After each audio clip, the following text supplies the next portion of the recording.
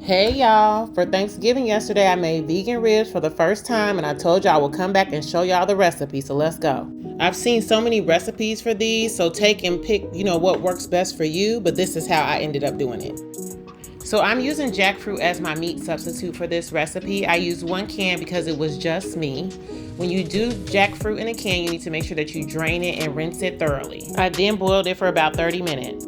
After it was done boiling, I then shredded it all up. There will be some seeds in there. You can just break those up or take them out, your preference. A lot of the recipes I saw called for something called Vital Wheat Gluten. I didn't have that, and I decided to use chickpea flour. I added 1.5 cups of chickpea flour, 2 tablespoons of nutritional yeast, then I freehanded paprika, onion powder, garlic powder, seasoning to your liking. I would suggest going a little heavy on the seasonings because jackfruit does not have a lot of flavor. It takes on whatever you season it with, so don't be afraid. I then added the same seasonings to the jackfruit along with mustard and 1 teaspoon of liquid smoke.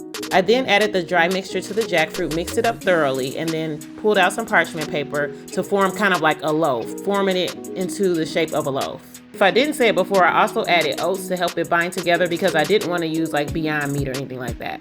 The parchment paper is on top of an oven-safe pan, and now I'm taking a knife and slicing it into like little ribs. Boom, now it's time to sauce it up. I added no sugar added Sweet Baby Ray's and also agave, which is a honey substitute. It's also vegan. I got that good and sauced up, took a brush to spread it evenly. Feel free to put some barbecue sauce down on the parchment paper too before you actually place the ribs down to get the underside. I didn't do that. Now they are all ready to go into the oven. I placed them in the oven on 400 for about 30 minutes. At the 30-minute mark, I wanted them done a little bit more, so I'll put them back in for about 10 or 15 more minutes, and boom, there you go, ribs!